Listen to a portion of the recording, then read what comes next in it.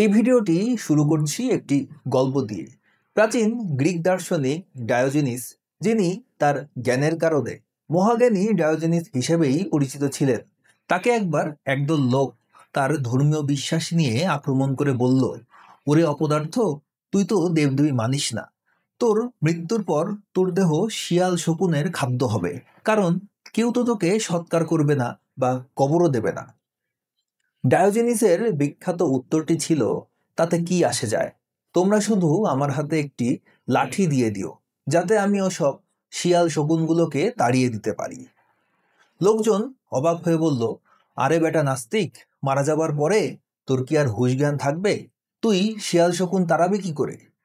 Diogenes শান্তভাবে উত্তর দিলেন, যদি হুঁশই না থাকে, যদি চেতনাই না থাকে, তাহলে শিয়ালে খেলেই বা কি আর শকুনে খেলেই বা কি, পোড়ালেই কি আর মাটি চাপা দিলেই কি, যেহেতু টেরই পাবো না, এসবে কি আসে যায়। হ্যাঁ, নাস্তিকের লাশ নিয়ে মুমিনগণ যতটা চিন্তিত, স্বয়ং নাস্তিকগণও এতটা চিন্তিত নয়। একজন প্রশ্ন করল, ভাই, ধর্ম মানেন না ঠিক আছে, মৃত্যু তো মানেন, মানে মরবেন তো নাকি? কোরআনে তো মৃত্যুর কথা বলা আছে, তাহলে নাস্তিকরা মরে কেন? হ্যাঁ ভাই, নাস্তিকরাও মারা যায়। তাদের কথা শুনে মনে হয় অন্যান্য সকল বিষয়ের মতো মৃত্যুও মুমিন ধার্মিকগণের বাপদাদার আবিষ্কৃত বিষয়। ধর্মান্ধ মুমিন ভাইদের সদয় অবগতির জন্য জানাচ্ছি যে ইসলাম আসার আগেও বা কোরআন নাজিল হওয়ার পূর্বেও মানুষ মারা যেত, এবং দুনিয়াতে কোরআন বা ইসলামের নামগন্ধ না থাকলেও মানুষ মারা যাবে। এমন নয় যে কোরআনে ব্যাপারটা আল্লাপাক বলার পরেই মানুষ টপটপ মরতে শুরু করলো। এর আগে সব মানুষ বেশ বেঁচে বর্তে খেয়ে দে আমোদ ফুর্তি করেই যাচ্ছিল। এমনকি মানুষ আসার আগেও প্রাণীকুল মারা যেত, আবার নতুন প্রাণের জন্ম হতো। মৃত্যু কোরআন বা ইসলামের আবিষ্কার নয়, অন্য কোনো ধর্মেরও আবিষ্কার নয়। এটা অন্যান্য প্রাকৃতিক সূত্রের মতোই একটি বৈজ্ঞানিক সত্য। মানুষ মারা যাবে, প্রকৃতির সন্তান প্রকৃতির কাছে ফিরে যাবে, এটাই নিয়ম। তাই মৃত্যু ঘটা মানে কোরআনের বাণী স্বয়ংক্রিয়ভাবে সত্য হওয়া বলে ধরে নেওয়া যাবে না, বরং কোরআনই প্রকৃতির এই সূত্রকে স্বীকার করে নিয়েছে। বহু যুগ ধরে মানুষ পর্যবেক্ষণের মাধ্যমে জেনেছে জীবের মৃত্যু ঘটে, সেই কথাটি কোরআনে এসেছে। কোরআন নতুন কিছুই বলেনি যা আগে মানুষ জানতো না। এ পর্যন্ত কোনো নবী, রাসূল, পয়গম্বর বা আল্লাহর বান্দা আল্লাহর তেলেশমাতি কুদরতে প্রকৃতির এই সূত্রকে কলা দেখিয়ে বেঁচে নেই। আল্লাহ যদি এরকম ঘটিয়ে দেখাতেন, তাহলে বোঝা যেত আল্লাহ প্রাকৃতিক সূত্রকে নিয়ন্ত্রণ করতে পারেন বা উল্টে দিতে পারেন, অর্থাৎ আল্লাহ প্রকৃতির চাইতেও ক্ষমতাবান। কিন্তু তা তো দেখানো হয়নি। আগেই মানুষ যা জানতো সেই কথাটি বলে এক প্রকার ক্রেডিট নেওয়ার চেষ্টা করা হয়েছে। ধরুন, আমি যদি বলি, তুমি ঘুমালে চোখে দেখতে পাবে না, এই কথাটি এমন কোনো নতুন কথা নয় যে এটি আগে মানুষ জানতো না, আমি বলার পরেই সবাই জানলো। যদি আমি এমন কাউকে দেখাতে পারতাম যিনি ঘুমিয়েও চোখে দেখেন, সেটি হতো অস্বাভাবিক বা অলৌকিক দাবি। অন্যদিকে লাশ কবর দেওয়া ইসলামের কোনো আবিষ্কার নয়, কারণ ইসলাম আবির্ভাবের বহু আগে থেকেই এই প্রথা সমাজে প্রচলিত ছিল। প্রাচীনকাল থেকেই মানুষ মৃতদেহ সৎকার করার জন্য কবর দেওয়া, জলে ভাসিয়ে দেওয়া বা আগুনে পুড়িয়ে দেওয়ার মতো বিভিন্ন পদ্ধতি ব্যবহার করে এসেছে। সেই সঙ্গে প্রিয়জনের লাশের পাশে তাদের পছন্দের পোশাক, খাদ্য, গয়না বা অস্ত্র রাখার রীতিও বহু প্রাচীন। উদাহরণস্বরূপ, টাফোরাল্ট বিশ্বের প্রাচীনতম কবরস্থানগুলোর মধ্যে অন্যতম। গুহাযুগের মানুষও মৃতদেহকে দূরবর্তী কোনো স্থানে রেখে আসার প্রথা পালন করত। এমনকি অনেক প্রাণীর মধ্যেও মৃত সদস্যের প্রতি বিশেষ প্রথাগত আচরণ লক্ষ্য করা যায়। তারা শোক পালন করে এবং লাশকে বিদায় জানায়। আফ্রিকান হাতিদের মধ্যে এই প্রথা বিশেষভাবে লক্ষণীয়। মৃত হাতিদের সৎকারের সময় তারা প্রায়শই কাদা, মাটি ও পাতা দিয়ে দেহকে ঢেকে দেয়। হাতিরা শুধু নিজেদের প্রজাতি নয়, গন্ডার, মহিষ, গরু, বাছুর, এমনকি মানুষের মৃতদেহ এভাবে সমাধিস্থ করতে পারে।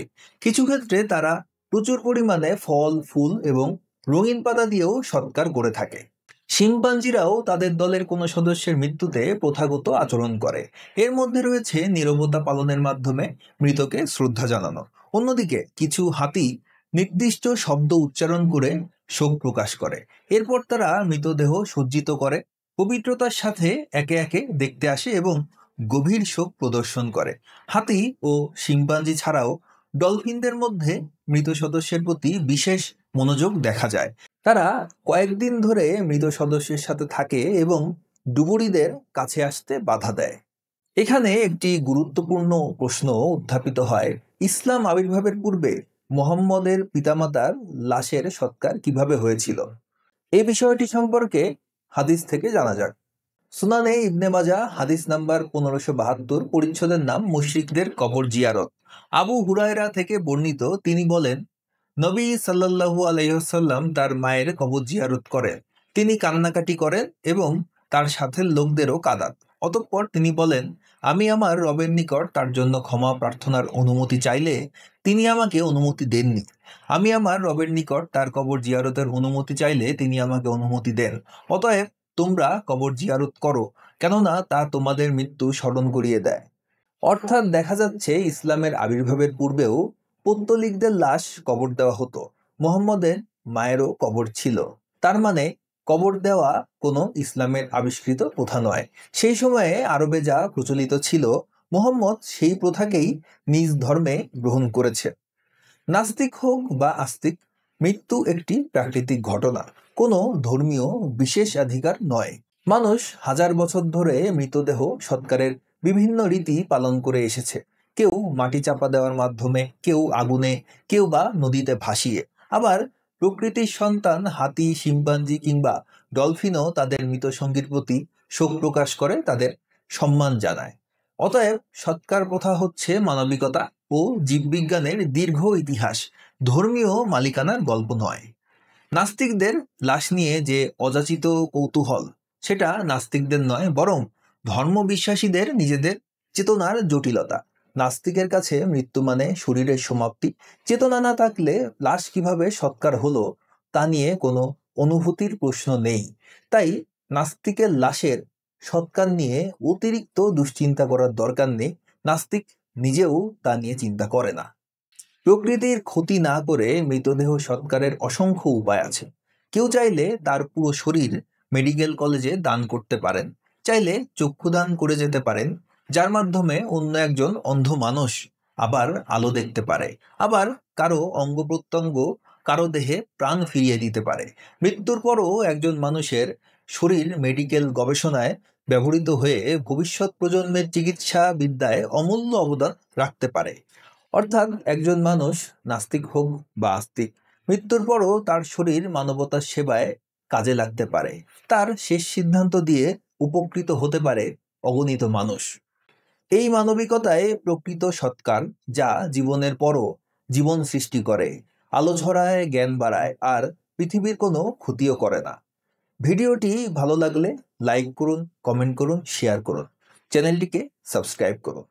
সকলকে ধন্যবাদ।